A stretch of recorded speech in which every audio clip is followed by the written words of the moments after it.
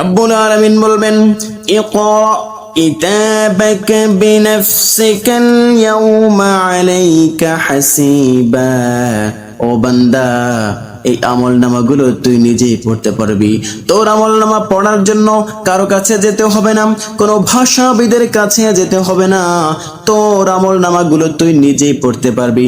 পড়, তোর আমলনামা তুই নিজেই পড়। বান্দা যখন পড়বে হতবাক হয়ে যাবে, আল্লাহ এই আমলনামাগুলো কোত্থেকে আসলো?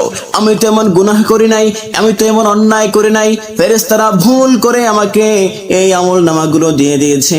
রব্বুল আলামিন বলবেন, বান্দা তোর কথাই মেনে নিলাম। এরপর রব্বুল আলামিন ফেরেশতাদেরকে ডাকবেন, ফেরেশতাদের কিরামান কাতিবিন, এই দুজন ফেরেশতাকে ডাকা হবে। তাদেরকে বলবেন, তোমাদের যে আমলনামাগুলো আছে, তোমাদের কাছে সংরক্ষিত আমলনামাগুলো তুমি বের করে দাও। ফেরেশতারা যখন বের করে দিবেন, বান্দা দেখবে, বলবে, আল্লাহ এটাও আমার নয়, আমি এই গুনাহ করি নাই, তারা ভুল করে আমার বিরুদ্ধে এগুলো লিখেছে বা অন্য কারোটা আমাকে দেখাচ্ছে, এটা আমার হতে পারে না।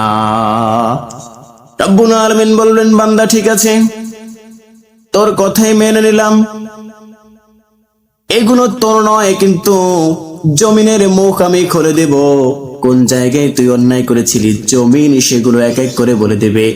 জমিনের জবান খুলে দেবে, জমিন বলতে থাকবে, অমুক অমুক জায়গায় এই এই অন্যায় করেছো, এই অপকর্ম করেছো, এই চুরি করেছো, ডাকাতি করেছো, জিনা করেছো, জুলুম করেছো, পাপাচার করেছো।